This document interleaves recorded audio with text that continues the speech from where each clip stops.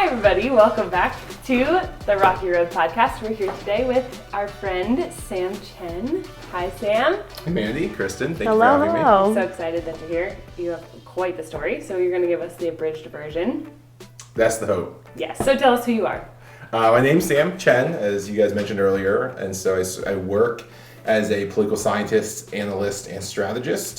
So the Cliff Notes version is my day job. I teach government. I also work as a political strategist. I own my own company, and then I host a TV show on the side. Face the Issues. Face the Issues. Season 5 right now on Lighthouse TV. Congratulations. Thank you. Yeah. That's awesome. What made you want to go into the television realm? I think it was more the television realm fell in my lap. And so I've been doing a lot of, as a political strategist, we end up doing a lot of political commentary, and I've moved a lot more into that area, doing analysis and commentary work. We did an interview on the station ages ago, and when they were revamping their shows, they called. And so they offered me a show 5 years ago now, which is crazy to think, time flies. And so, yeah, that really fell into my lap. That was not something that was planned. Yeah. But God works in mysterious ways. Absolutely. That sounds really cool. And I'm curious, would you consider doing a radio show? A lot of people think radio is dead. I don't. But would that be something that's interesting to you? Like public radio? I think radio reaches a lot more people than we think, because everybody, as they drive, they're in their cars, they hear that. I would. I mean, it's one of those things where I've learned to not shut doors that God opens. And so I don't know that I would pursue it per se, but if it comes across, falls in my lap, and I feel this is the door God's opening, then yeah, that'd be fun.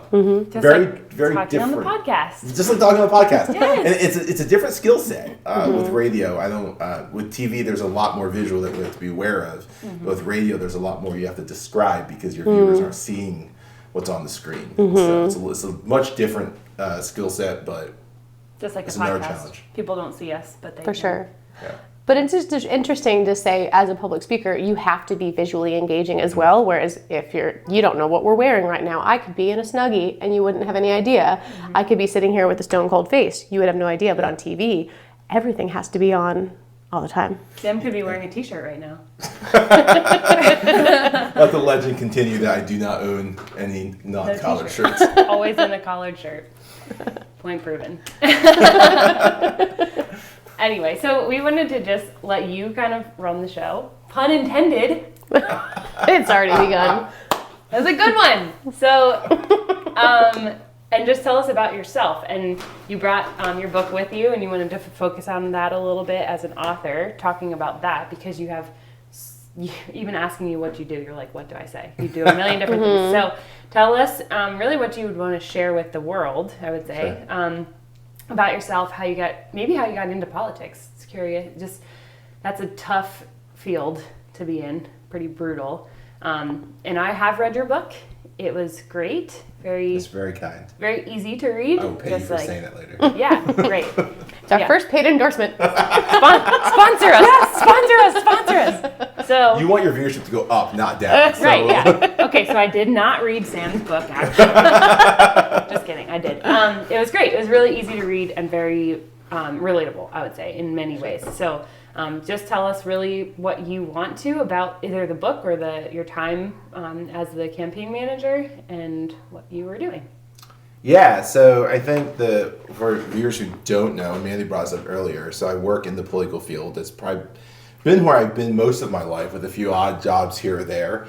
And so what I do now is just an extension of that. So I spent time working in Congress, working both houses of the Congress, spent a lot of time on the campaign trail with governors, members of Congress, senators, and so forth. Today, I obviously teach this. This is also my academic area. But I have a firm. We do a lot of political strategy work, and I do a lot of commentary work for different news outlets, local, national, international. But it all kind of flows into one vein, which is the government political world. So the book is called 13 Minutes, Winning, Losing, and Living as Taught by 2016 Election. In 2016, my firm had the privilege of representing Ohio Governor John Kasich. This was in that presidential primary where like 50,000 Republicans were running for president. And 2016 was a crazy year. Everybody knows that. It was a crazy election cycle. I would argue politically it was more crazy than 2020. I think 2020 was crazier because of COVID, but the actual election cycle, I think 16 was more intriguing. And it's a fascinating year for everybody who watched it. and then there are those of us who got to live it, and it was an intense year. And so 13 minutes is kind of an insider's look on that year, but what it's really is a series of 5 life lessons that my time in 16, but my time in politics in general has taught me that I wish I knew when I came into this. And so we published this book in 2020 as the presidential elections were heating up. And this is really written for that next batch of young political leaders that are making their way to Iowa, making their way to New Hampshire as the presidential primaries start. We had a book tour planned for it, 13 stops on the book tour for 13 minutes. And the first one was scheduled for late March. Of course. And then, of course, naturally, none of that happened. But that was the idea, just writing a book, taking the political insider's look behind the scenes. Everybody wants to know, what was it like to be called the worst strategist in the country, which I was. What was it like to be the center of a tweet, being targeted by a tweet? And so all those kinds of things, but really to use that as a hook and to say, what are the life lessons that I've learned from this, and where do I think we can be, or where do I think young people can grow as leaders and as thinkers and as people? So that's the premise of the book. Can you tell me about the title, 13 minutes? Yeah, so 13 minutes, catchy title. So there is a lawsuit in 2016 against my boss, Governor Kasich. And long story short, there's a process in every state to get on the ballot. Every state's a little bit different. So in Pennsylvania, we have to file petition signatures. And another campaign alleged that a lot of our signatures were fake. They wanted to take us to court. And it's a tedious process to go to court and through it all. So they filed, and when we were reviewing the court case, we noticed that they actually missed the deadline to file. And so instead of going to court and arguing signature after signature after signature for pages, we thought, let's just get the case thrown out. They missed the deadline to file. So we went to court on those grounds, and a headline stated that the deadline was 5 p.m. and they filed at 5:13 p.m., so 13 minutes. And so the headline famously said, or a reporter said, John Kennedy had 13 days, referring to the Cuban Missile Crisis, the 13 days that the president didn't tell the country about the missiles in Cuba. It says John Kasich may only have 13 minutes. Different age. So that's where it came from. Obviously, the headlines were misleading. And so the reality is that those who were bringing us to court had to file 2 different court briefings. The first was 13 minutes late. The second one was nearly 2 hours late. And so, but saying, hey, you're 2 hours late is not nearly as catchy as saying they missed journalism. 13 minutes. Yes, Exactly. They did a good job, for sure. And so we called the book 13 Minutes. You brought up the question, so clearly it works. It's a hook. Absolutely. And then Garrett Bentham, who's an incredible publisher over at Opus Publishing at Politics and Prose, designed the cover where you can see the first Roman numerals actually a 13 out of 12 on the clock. And so he had a subtle way of sneaking that into the cover. Absolutely. No, that's great. But that's where the title comes from. So take us through some of these lessons. I remember reading this and thinking somebody who's young and going to possibly want to go into politics should read this book. And I think that was your purpose of writing it too. Yeah. It was. So just some of the stories in it were good. And but I don't know, I'm just so curious as to working in politics and having your face out there for everybody to see and to be brutally beaten throughout the course of all of it. How did that play out in your life and in your personal life and your professional life? Just talk to us about that. Yeah, I like that you brought that up, Mandy, because it is so, there's a glamorous side to it that I think we see. I think everyone thinks it's West Wing. I don't know how many of your viewers remember West Wing. Everyone thinks it's kind of this idea, it's West Wing or it's scandal and it's just about power and glory, and it's really not. And there's a lot, people come to me a lot, I say it's the end of the book, and they'll say, I speak at high school and college campuses, and students will come up to me and say, oh my goodness, I wish I could do what you do. I wish I did what you did. And what they really mean is, I wish I could host a TV show, or I wish I could have fundraisers with multi-million-dollar donors, or I wish I could advise members of Congress. They don't actually want to do what I do, because to go through what I do is a lot of pain and suffering, and that's true for everybody's story. As you guys talk to these people and you hear their stories, that's true for every single one of us in our professions and our lives. And we journey through things, and we have to sacrifice things. And I always tell young people, you like what you see now. What you didn't see was when my company started. I had just been named one of the 30 top political operatives under the age of 30, launched my own company, went from that to staying in these motels in DC that were $50 a night. You could hear gunshots outside the door. It was the worst part of the city.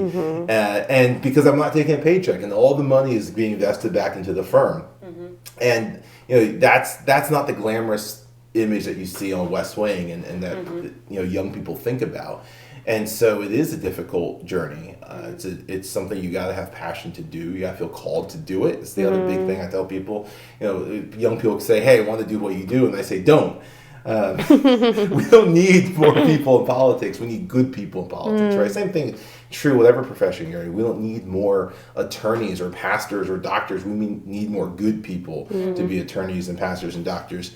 And so, to your point, 5 life lessons, quickly summarized. Go through grit, which is more than just working hard, but the idea of how do you survive when things go wrong. Friendship, which we can talk about a little bit more. I think there's a huge we misconstrue companionship as friendship today. And this is why Washington, D.C. is one of the loneliest cities in the country. There's a lot of companionship. There's very little friendship. Priority, how do you what are your priorities? The idea that priorities aren't what you say they are. Priorities are what you actually make time for every day. Which could also tie in with friendships and relationships. Absolutely. Yeah, gossip, that's a big one, right? In the faith world, we like to... we have a really good way of kind of wrapping gossip nicely in the term prayer request. So we go, hey, did you hear about so-and-so? You got to pray for them. And really it's just a way of gossiping about them. And also, how do you deal with gossip, right? How do you deal with other people who are saying things about you? That's a tough one. And then worth, like finding our worth. Where do we find our worth? I think a lot of us find it in the people that we know and the things that we do. And kind of challenging that mindset and that narrative. And so those are quickly the 5 lessons that we run through. I can't wait to read it tonight because I haven't read it yet. Mandy has, and so I think, oh, stop. Yeah. And he's humble too. Do you hear him? Yeah, right. I think it's great. So actually, Kristen and I were talking about this recently about adult friendships, and you had mentioned you wanted to talk about that a little bit more today, which I think is great.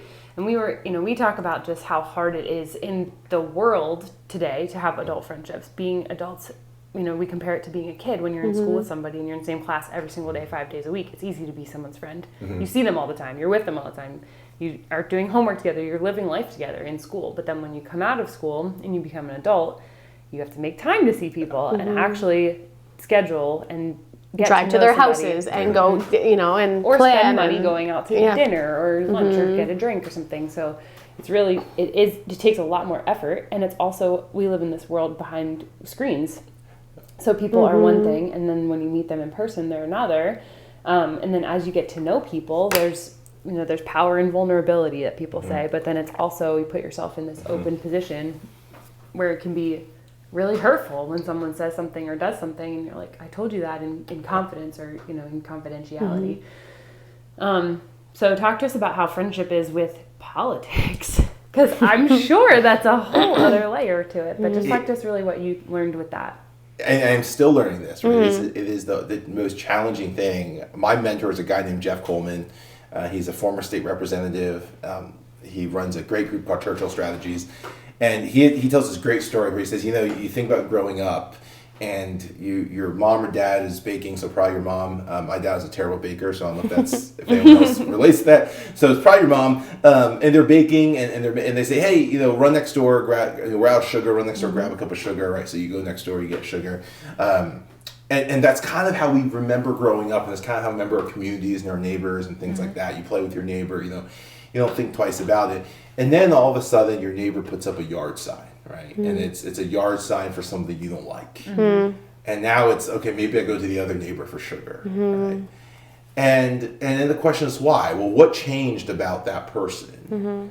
Why were you comfortable going to their house asking for a favor before? Why were you comfortable letting your kids play with their kids before? What shifted about that person? Well, nothing actually shifted about that person. You just found out who they vote for. And so there's no shift in character. There's no shift in personality. There's no shift in anything, but you've now found out who they vote for, and suddenly these walls begin to come up, right? Can I add one thing to that? Do you find that more common from the 2016 election? I remember growing up, people had signs in their yard. It wasn't a huge thing until 2016, I feel like. I would have never known politically where my neighbors, growing up with neighbors, like the same neighbors my whole life, I would have never known who they voted for until the 2016 election, literally. And now they're everywhere, and people still have them out in their yards. And I think from where I sit, in a very, like, I try not to talk about politics with friends and family. Yeah. Unless I know the other person can handle a civil conversation, because I'm not going to argue with someone, because no one's going to change each other's minds, but we can exist together and respect each other and respectfully disagree with each other. That's fine. But I think it got a lot more volatile as far as language surrounding campaigns. There was always mudslinging and everything like that. It's just like a very typical thing that happens, unfortunately. But when you're blatantly using profanity, I don't care what you're talking about, that's inappropriate. Yeah. You can be agreeing with me, but if you're using profanity on a yard sign that's 20 feet tall, maybe rethink that, because that shows character too. It does. It does. And I do think it has gotten progressively worse. 16 being a pinnacle year. I think 16 was worse than 12. 12 was worse than 08. I also think the prevalence of social media has helped out a lot. It's kind of our online community, except now you don't go to your neighbor to ask for a cup of sugar online. And so all you now see about this person is the yard sign. Right. So you don't know that they have kids. You don't know their kids go to school. You don't know maybe dad's dealing with cancer, or mom is going through a miscarriage, or their family's getting divorced, everything. You don't know any of this, and now all you see is the yard sign, right? And social media has done that. It was created to connect us in many ways, it has, but what it really has done is kind of put out that yard sign up front. That's the only thing that we see. And I think this becomes the great challenge of friendship, right? Which is social media has taught us to be friends in a different way.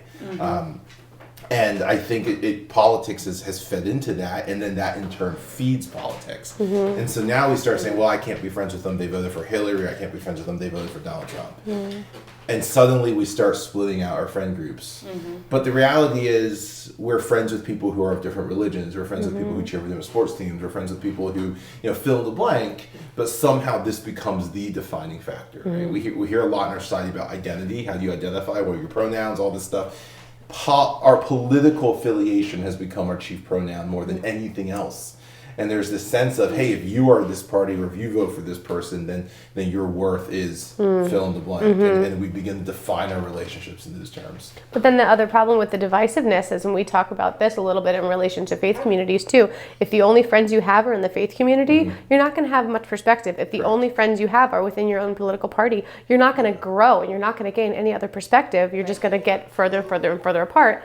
And then we're just going to keep throwing bombs further across the lines. So they're going to get bigger and they're going to get more volatile. And I found too, when you're with people in the like party or the same people of that, it just heats up your own identity to a point where you just become that.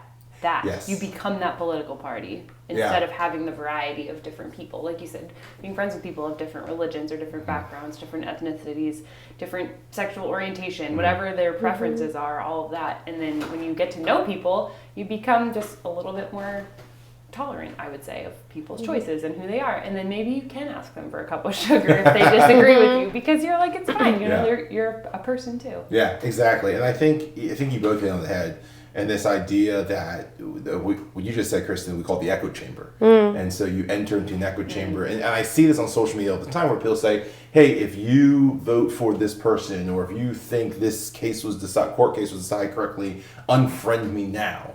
So what you end up doing is you start pulling everybody who doesn't agree with you on this one issue out of your life, and the only people you hear are the people that that agree with you. Right. This is incredibly dangerous. To your point, you stop growing. You don't mature. Your understanding starts to backslide. There's the height of arrogance. I've also said this. There's a sense that the height of arrogance is not even thinking that I'm always right and that my mind can never be changed. I mean, that is arrogant beyond arrogant. But the height of arrogance is taking it a step further and saying, even if I'm always right, and even if my mind can never be changed because I am always correct, I can't even learn from somebody who disagrees with me. Right? And this flies in the face of all the great entrepreneurs in the world. You think about Google and Apple, the two top tech companies right now. Their success is based on their investment in research and development. They will create countless products that just absolutely fail, like Google Glasses. Google Glasses, though. Right? First one I think about. Exactly. Google Glasses, I mean, it's a stupid invention. So why does Sundar Pichai at Google keep investing in these people? Well, he'll tell you he's not investing in the product. He's investing in the person. And the person who creates Google Glasses, their next great invention might be the thing that takes Google to the next level. But they're never going to learn if they don't first create Google Glasses, right? And so he's not investing in failed products. He's investing in successful people. So all these successful companies understand this, and we seem to kind of forget about in politics. And so we say, hey, I'm right, you're wrong. That's all there is to it. And so just there's no way I'm going to change my mind, and there's no way I can learn from you. And that's the height of arrogance. And I don't like you because you disagree with me. And that's in that world, right? That becomes the logical next step. That hey, if this is the case, then yeah, I don't like you because you're an idiot. You're a fill in the blank, right?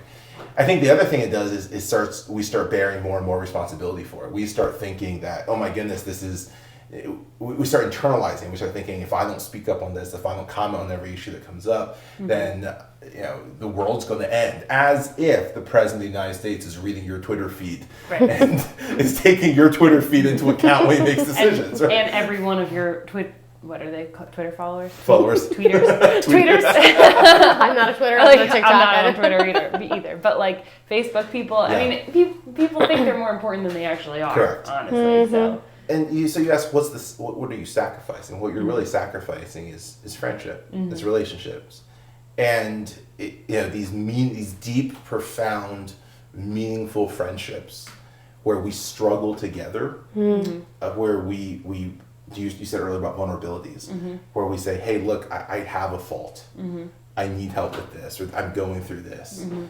Those start getting less and less and less, right? So. For my life, we've talked about this a lot, Mandy. So Mandy knows this. Chris, it's probably the first time you're hearing this. I don't do church small groups. I can't. We've talked about this. Every small group I've been a part in, I've had to leave because of politics, right? It's not a matter, most people think it's a matter of, well, eventually someone says, I don't like the fact that you work for John Kasich, or I don't like the fact that you vote for Donald Trump, or whoever, right? It's not that. It's because it's my job.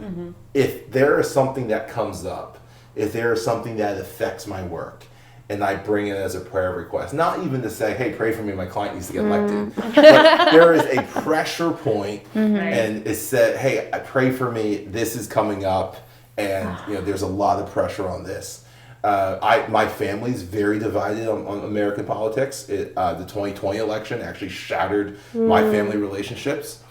I can't bring that to a small group because inevitably somebody who disagrees with me politically says, well, yeah, you deserve that because you can't come around and see the truth about X, Y, Z. This really upsets me for you because it's not your responsibility to find, that's the whole point, is to find your community who's going to support you. Right. And so, and this is a reality. This is a reality for every politico who's a Christian. I have a friend. I work for Governor Kasich. I'm a Republican strategist. I have a friend who's a Democrat strategist. Worked for both Hillary and Bill Clinton, and he is Episcopalian. So they go by diocese. His church is a block from his house. He never goes. He drives 8 miles out of town to another church because going to his church means every time the Clintons do something that the church people don't like, he has to bear the weight of it. So he'd rather go to a church where nobody knows him, nobody knows he used to work for the Clintons, and nobody can actually share an opinion with him. And so this is very, very commonplace for us. And it comes back to this question of friendship. What is friendship? What is relationship? And I think what happens is, this is why you see in government and politics, and unfortunately, it's a reality for us in it, but it's becoming a reality for people who aren't in it. And what you begin to see is that they start moving towards networking and companionship. And so my friendship or my network and eventually my identity is now built on the people I know who can get me where I want to go. Because I'm no longer going to be authentic and vulnerable. So now this is just a transaction, right? Like, man, you and I have been close friends for a long time. If we can't be vulnerable with each other, then everything comes down to a calculation. How does Mandy get me where I need to go next? Yeah, what can I get from her? And when she doesn't, then it's over. It's done, right? And so we start doing that with our business networks, and then we start seeing friends as companions, right?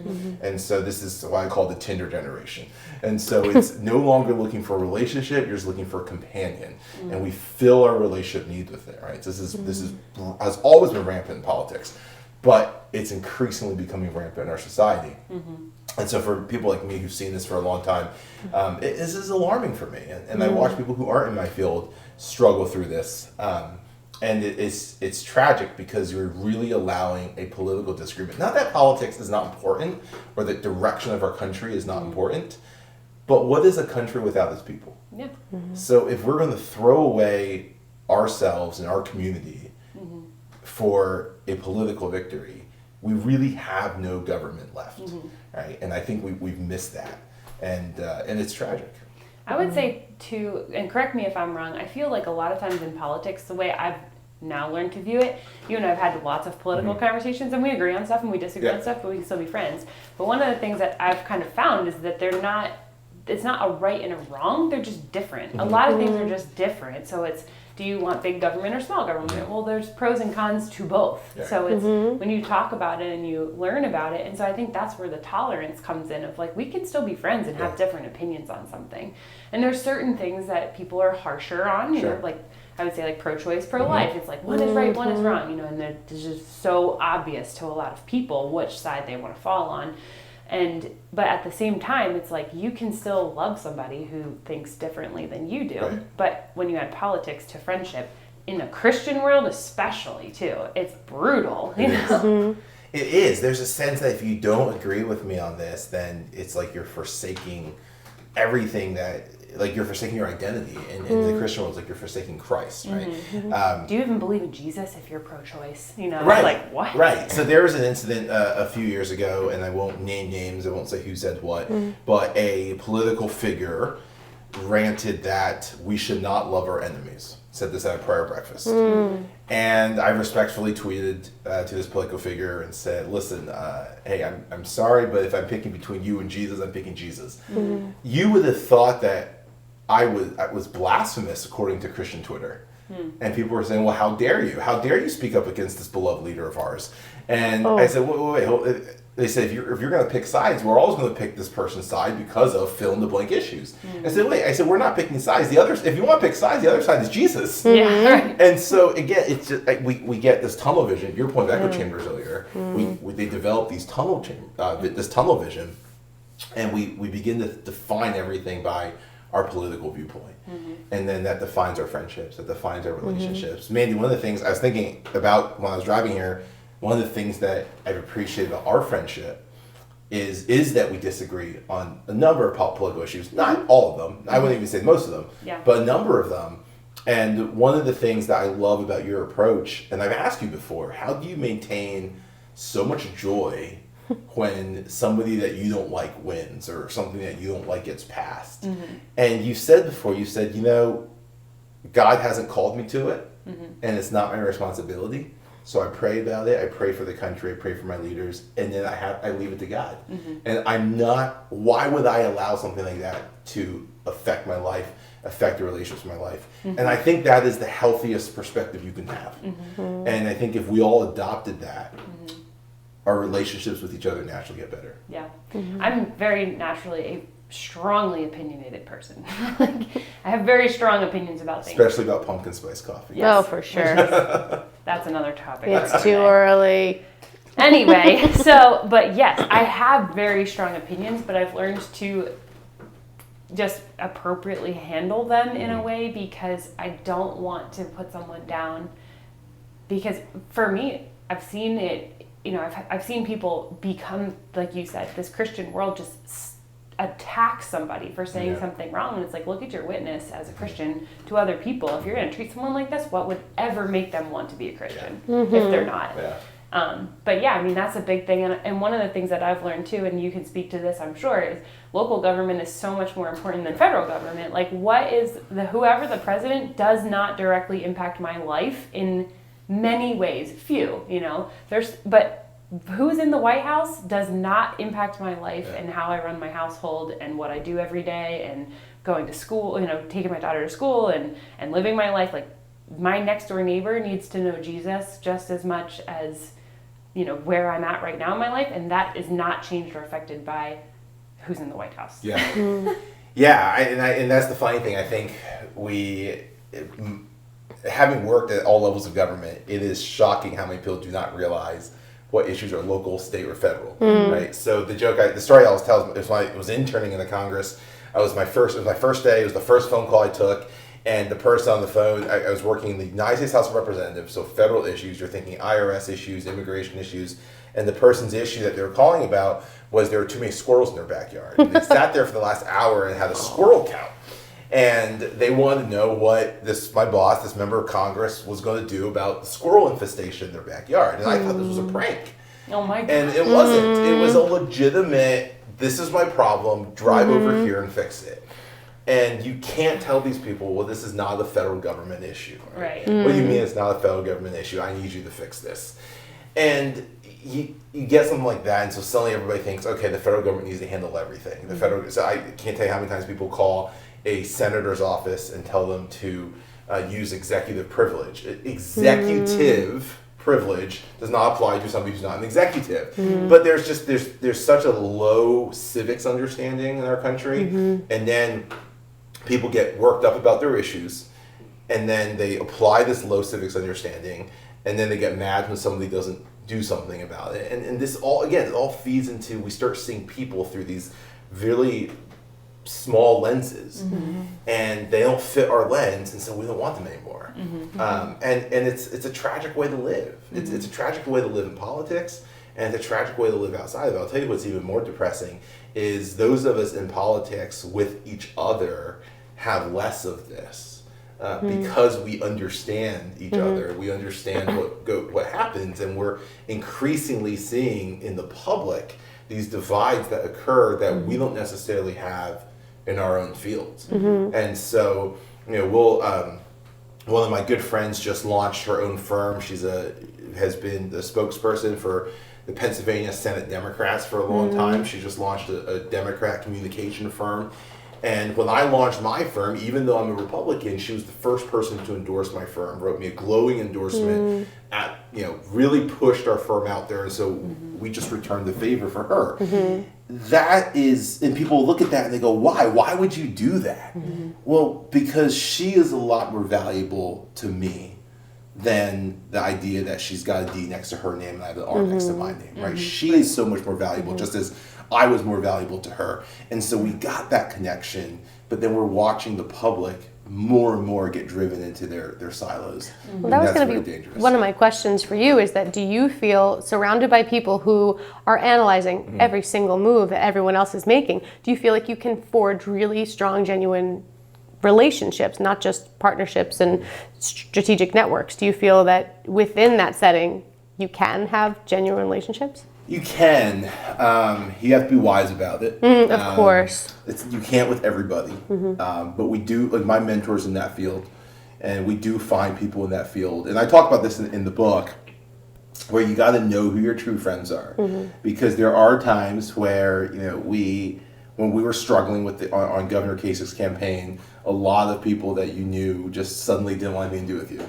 Right. And then all of a sudden, we come out big in New Hampshire, and then everybody wants to be your friend again. And so this ebbs and flows. And you signed this client, everybody wants to come hang out with you. It's kind of like if you buy a new boat, you suddenly have a lot of friends. Right? If you win the lottery, you got a lot of friends. And then if suddenly they find out that the boat is like a toy boat they use in the bathtub, nobody's friends with you anymore. And so there's this ebb and flow in politics. And so one of the things I tell young politicos as I write in the book is know who your friends are. Right? Understand who they are. And we often say that your friends are people who stand up for you, or in times of need, not just when things are good. And that's the first step. And so the second thing you want to pay attention to is look for those friends who don't just stand up with you or for you, but those friends who are willing to stand up against you. Right? Like my closest friends, when they see me doing something wrong, they will slap me across the face and say, "Yo, Chen, what is wrong with you? Right? Like, this isn't you. Stop this. This is stupid. What are you doing?" And we have this fear, right, in our society, like, "Oh, I can't offend them," or I can't do this. if you care about somebody, you're going to stop them, right? So like Reagan or Mandy, your daughter Reagan, right? Sorry. Yeah. You know, when she misbehaves, I'm sure you discipline her, Yeah. right? Or something like I've heard too. If she's going to run out in the street, you're not going to be like, oh, I don't want to hurt her. You know, I don't want to get. It's like you're not going to let her get hit by a car. You're going to stop her from hurting herself. Exactly. And you do it because you love this person, right? So don't just look for friends who will stand with you when times are bad. Look for friends who are willing to stand against you. J.K. Rowling writes that in Harry Potter series, she says, the truest friends aren't just the ones. It takes just as much courage to stand up against somebody as it does to stand up with them. And you look for those friends. And then the last thing I say in that chapter is I said, but then here's the twist to it. You got to be that friend. Right? Like, how are you going to be that person to the next person? So it is possible to forge those relationships. It's few and far between with the people who can do it, but it's growing. And the sad thing is we see this growing, and that's part of my work, indirectly, is trying to show young people the right way to do this. So we see this growing in politics, in our circles, and then we watch the public and we see it actually moving the other direction, right? And that's just one of the most disheartening things to watch. I'll give you an example. The late Senator Harry Reid was the Senate Democrat leader, and just kind of every Republican's favorite target because he was a leader of the Democrats. And he had an issue where his eye, he had gone blind in one eye. He was wearing an eye patch, had really big issues. And he revealed in a speech on the floor of the Senate that he had been going to see Senator Rand Paul, who is a very conservative, libertarian, Republican senator from Kentucky. Senator Paul is also an ophthalmologist. He's an eye doctor. And so he had been working with Senator Reid every week on different therapies to help his eye regain vision. And this was something they didn't tell the public. They didn't brag about this. It's never showed up in the campaign ad. It was after this was all done, Senator Reid thanked Senator Paul from the floor of the Senate during a speech. And so we see this happen. I get to see this a lot more. This is never going to make the front page news of Fox or CNN because it's just divisiveness is cool and neat and it sells. Right. And this doesn't. But we get to see this a lot more behind the scenes. And like I say, increasingly we look at the public and they get more and more and more divided. And it's sad. It's disheartening. And I think too, what you were talking about, just going back to saying about with friendships and how we need to be willing to stand against people and with them, but you also have to be willing to receive that. Yeah. If somebody criticizes you or says something to you and you're no, in that arrogance like we talked about earlier, that's like, I'm not changing, this is who I am. But it's like when you accept that you need to change and you accept that you are a human that has flaws, that you can take that criticism from a friend and not look at that friend in a negative light of you're a terrible person, how could you ever stand up against me? But it's like, tell me when I'm doing something wrong, find my blind sides so that I can be a better person all around in any area. Yeah, and I would take it one step further, even say seek it out. Like go ask people what you're doing wrong, ask people what you can do better, right? And this is where you stop seeing your friends as a network. And this is why it's so dangerous to turn our friendships into networking or into companionship. Because if you're looking to grow and build your network and you meet somebody, the last thing you want to do is go to them and say, hey, what are my flaws? Because, hey, I need this person to write my recommendation to get the next job, or I need this person to introduce me to so-and-so, or fill in the blank. So this is so dangerous when we start foregoing friendship and we start moving into this business transaction, and everything is networking, everything is mercenary, and it's very dangerous because we stop growing as people. And I would say people even not in the political world or a business world, maybe they're not an entrepreneur, maybe they're not working in politics or something, but just like the surface level friendships that people are afraid to dive into them. I mean, if someone came to me, which I have had few people, they would come to me and they say, tell me blindside, tell me something that I should know or work on. A few people have said that, but when they come to me, I'm like, I don't want to say anything. I don't want to lose you as a friend. I don't want to say something wrong. And sometimes people don't realize how big that thing is. Right. That they need to work on. Right. That maybe they're totally blind to something that's major, and it's you're not treating someone right, or you're not being very loving to this person, or maybe you're making an unwise life decision or something like that, where it's like, oh my gosh, you don't want to hear that. So I think you have to be willing to accept and willing to give as well. And that is very rare, I would say, in a friendship. Yeah. And really, even in close friendships now in this world. I agree, 100%. It's hard. I have alternating questions. They're in the same idea. It's what one thing that is, and you can order them in whichever order, answer them in whatever order you'd like. What's something that is really, really fun and enjoyable about the work that you do that nobody really would think of, and what's something that's really, really, really difficult that a lot of people also wouldn't be aware of?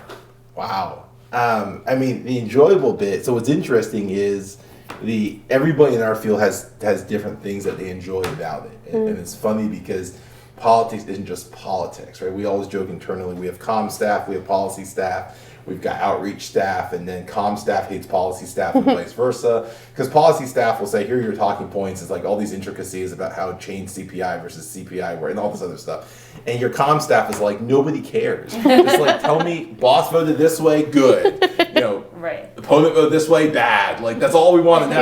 Yeah. And so This is within the same office too. Yeah, yes, 100%. It's the same thing in the military. The Marines don't like the Army, and the Army doesn't That's like true. the Marines, and the Navy doesn't. And it's like I'm like, you're all on the same team. You all do the same thing. You're all here Don't to tell the defend. Marines that they're on the same team. with I everyone know, else. right? It's like that's blasphemous. This to say is how we something lose like that. viewership, It's like, because Mandy. the military, you're all fighting for America. Let's just all be friends here. It just doesn't work like that. So but for me, I think what is super enjoyable for me personally is getting to work with young people in a way that there's so many eager young people that have a lot of potential. And politics is a kind of animal that takes that energy and squeezes every drop out of it and doesn't always teach and give back in any way.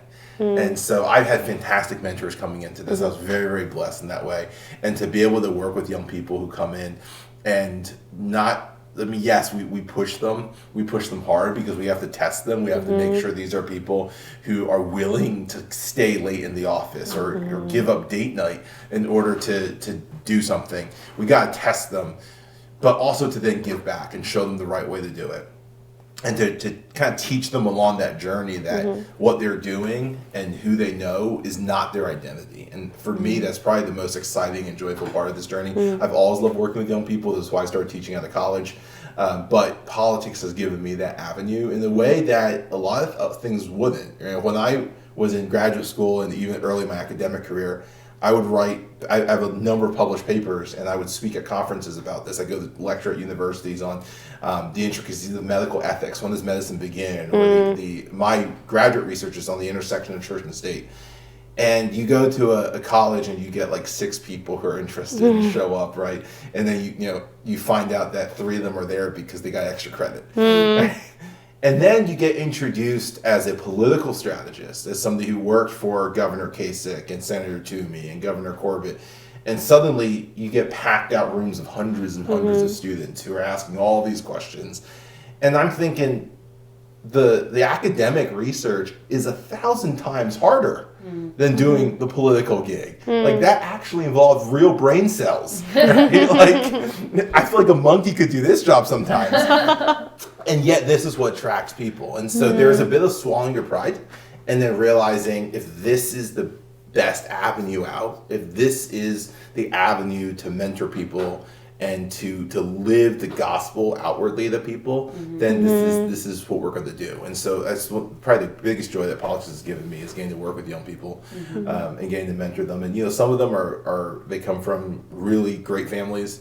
Their parents are in this business. They've done really well. And then some of them don't. I mean, I had a young man I mentored who showed up to our first meeting missed our first meeting, and then showed up to our second meeting wearing jeans and the hoodie, and had a big internship meeting that day with a client. And I said, well, what are you going to wear? He says, well, I think I'm going to wear this.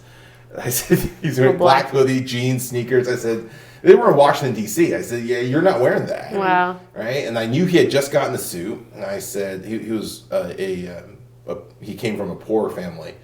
And I said, you got to wear your suit. And he says, yeah, well, I don't have a tie.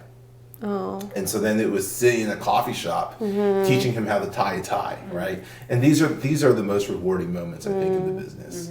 I came from a poor family. I grew up paycheck to paycheck. My parents were immigrants.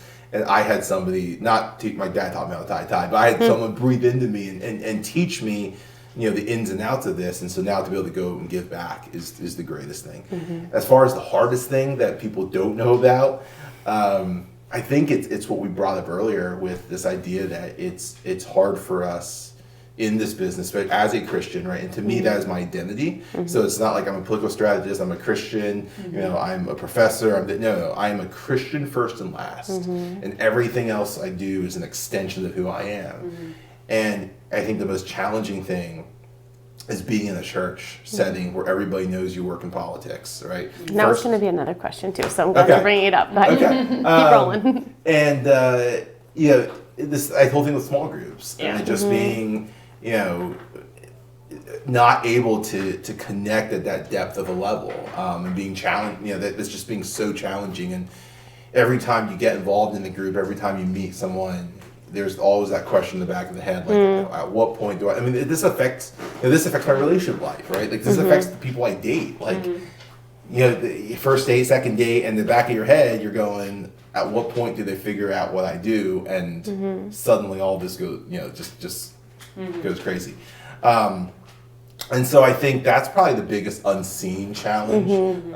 My job, this world looks really glamorous on camera, but behind the scenes, there's a lot. Again, like I said earlier, Washington D.C. has been ranked the second loneliest city in the country, behind Las Vegas, and it's because there's a ton of networking, there's a ton of companionship, but there's just very, very little genuine friendship or relationship, and that's probably the hardest part. Makes sense. Wow. There's so much. There's so many other things. Because I was thinking too, like, to just have you go into talking about being a Christian in politics, that's a whole conversation. And I know we've talked about this before too, is the choice, and you actually, Kristen, have done this too, is where you put your career first versus marriage or kids and family. And so choosing to do that and having, like, how that affects your life, and then flipping that into the reverse. And you said that too, Kristen, being your age and getting married at 32 is different than people that got married at 22 and have 3 kids and, their kids are 10 years old now. Yeah, absolutely. And they're the same age as you, and you're just kind of getting started with the family life. So I think that's a whole other conversation. It is. And I'll say something quickly on that, which is, I went to school in Texas, right? Loud and proud Baylor University alum, Sickle Bears. Had to get in there. And we, in Texas, the average of marriage for a guy is 21, for a girl is 19. Wow. Yeah, that's the South, I didn't realize it was that young, though. Oh, yeah. So for college educated kids, a little bit older, so it's about 22 for a guy, 21 for a girl. And so I'm 35. So almost all of my friends in Texas have been married. They got kids. Their kids are starting to go to middle school, things like that. And so I'll go back and I'll get coffee or lunch or whatever with my friends, and they'll say, "Oh my goodness, we watched your show, or we saw you on NBC, or saw whatever." And it's just so cool what you get to do. I wish I could do what you do. And I'll say to them, "Listen, you don't get your family if you do what I do. You do not get to just up and go to DC for a week." There's no way your spouse lets you live in the $50 a night motel in the worst part of the city. Like, you don't get to do what I do. Or you're gone for weeks on end or something. Yeah, it's not that I'm further ahead in life. And I think this a lot too. You look at their lives and you go, "Oh my goodness, they're so much further ahead in life." Well, I would not get to do what I do if I had that, right, in those areas. So you really just got to get to the understanding that God calls everyone to different things. And don't live someone else's calling. Right? So what I love, out of jealousy, especially. Yeah, like, would I love to be married with 3 kids? Yes, but do I love the life I have now? Yes. And I always look back and I go, what would I do differently? One of the examples is one of a really, really good friend of mine went to a college I also got into, and I obviously didn't go. And so, I think back a lot with, if I went there instead, right? Like, what would have... And then I think, would I have traded Baylor for that? Oh my goodness, absolutely not, right? Like, there's no way I would trade. And then you start realizing God calls us to different things, right? And so, but it is a challenge. It's not just politically, it's a challenge in any career you want to go into. Right, yeah. Choosing career over family, or choosing family over career. Yeah. And it just makes somebody's story different. Yes. Not better or worse, not easier or harder, just different. Yeah. And that's how we're called to be different. And, for me, I was 25 when I had Reagan, so I was young, and then got divorced. So it's like, before I was 30, I was married and divorced with a kid. And so that's a great kid, I might add. Great kid, yes. But that's totally different. My story is totally different than your story at 35 with this budding career and being a part of this campaign and doing all these things. But we both still struggle with things. Yeah. And it doesn't make one choice right and one choice wrong. Yeah. It's just different. That's all it is. So, Man. Good. So we usually ask our guests for a song, and so we can, the Baylor fight song is debatable. If the Baylor fight song would make it on the podcast playlist, so would the Temple fight song. So we I don't even know if it's on Spotify. I'm sure the Baylor one is, of course, but anyway. So tell us like something about your life or a moment in your life or. So besides the Baylor fight song and our alma mater, so we have 2 songs at Baylor. Okay. Right, so the Baylor fight song and then that Global Baylor line. So besides those 2, the song, I was thinking a lot about this since y'all brought it up originally with me. I think the song I come back to is not a song that I listen to a whole lot, but it's a song that is probably one of my all-time favorite songs, Hotel California, by the Eagles. Okay. Man, what a variety. Ooh. Yeah. Yes, okay. And for me, it's the lyric. I mean, the tune is catchy, but it is the lyrics to that song, right? And there's a great interview where they ask them about that line where they order a drink, and the person says, "We haven't sold that spirit here since 1969," and they asked the Eagles. They said, "That's not a spirit." And he said, "Yeah, well, you just missed the entire point of the song." And this idea of kind of how we get enveloped into the world, right? And that the world, the Hotel California could be, at that point when they're looking at the idea of materialism, but it could be anything. And when we get enveloped into it, right, we see it, we go there, you can check out anytime you like, but you can never leave. The idea of it just trapping you inside, right? They're stabbing this beast, but it's not going to die. And it's such a great warning to us. I think a lot of times we think in our world that, hey, I got this, I handle it. I mean, this idea of addiction, right? Like, I've got it, I've handled it. I can handle this world, I can handle fill in the blank. And yet there's this cautionary tale. I think a lot in Psalm 131, King David is writing, and he says, I would say that for a great song, but I don't have the music to Psalm 131. So, maybe it's called David for that. but he says at one point, I don't dwell on things that are too great for me. And then you think, what's too great for the King of Israel? Like the King of Israel says, there are things in my life that I don't dwell on. And this is how he keeps his peace. And the idea that there's all these things that tempt us and we think we have to be a part of it, and they trap us. And because they look nice, they look good. They play to our desires, and yet we can't get out of them. And Hotel California speaks to that so vividly. The song describes a nightmare, and it's a nightmare of our own doing. And so I love that we blame everyone else for these things, and yet it is a nightmare of our own doing. And it's just such a good warning, I think, about us and choosing virtue as opposed to our desires. I love that.